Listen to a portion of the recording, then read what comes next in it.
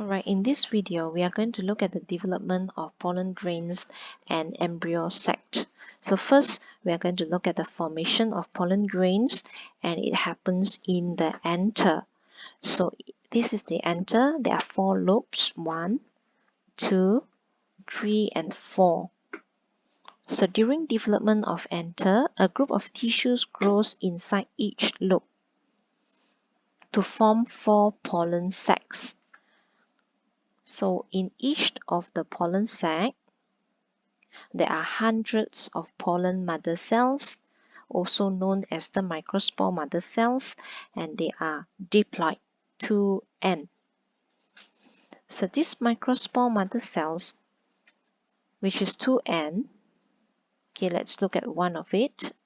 Okay, it is going to undergo meiosis, the process of meiosis.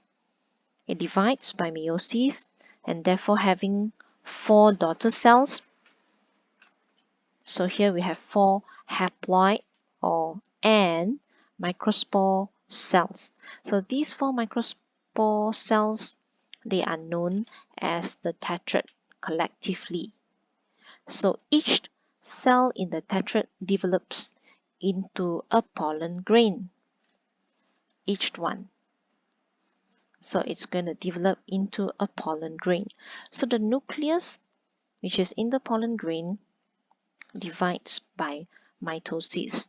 So now taking one of that, so if they are to divide by mitosis, that means the product is that there will be 2 daughter cells, 2 nuclei.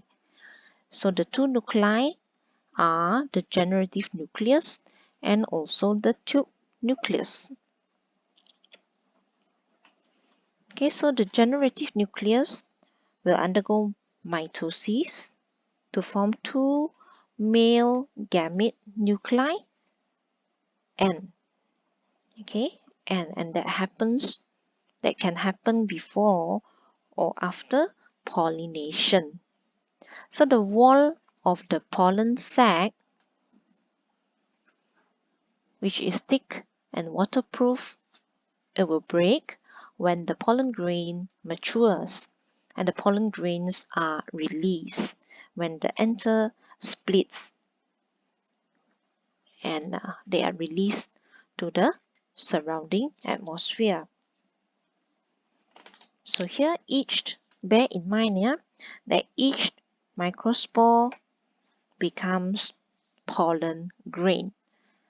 Okay, each microspore become a pollen grain that produces male gametes.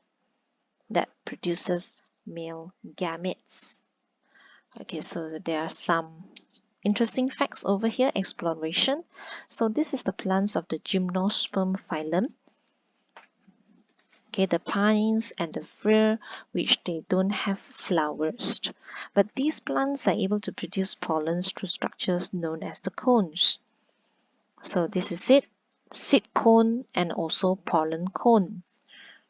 Okay, seed cone is the female reproductive part, and pollen cone is the male reproductive part. So seed cone appears to be bigger. They are bigger than the pollen cone.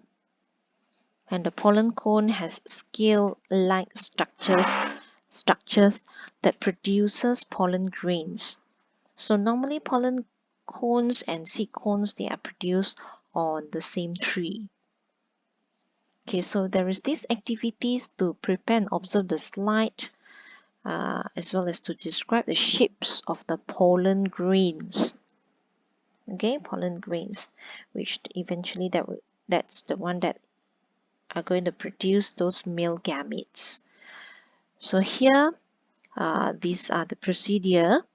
Okay, there's 2 discussion questions right here.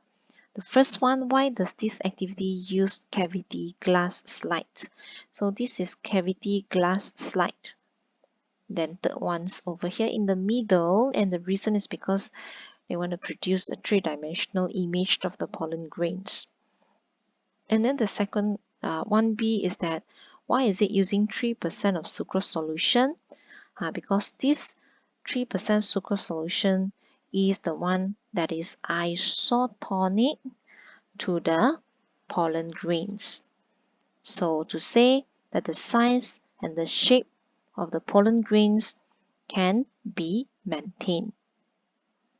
Now, next is that we are to observe the features of the pollens and then to describe the importance of the features. So you see the pollen grains of the hibiscus appears to be spiky with hooks, and the significance of that is that so that it is easily stick to the insect's legs and also surface of stigma for pollination. Okay, number 2 is that the Mimosa pudica. Okay, the features of the pollen grains is that they are sticky and they are small, so easily sticks to the insects of the legs and also the surface of the stigma for pollination. And there is this lalang, where the features of the pollen grains, they are thin, they are large in quantities, and therefore they are easily transferred by the wind for pollination.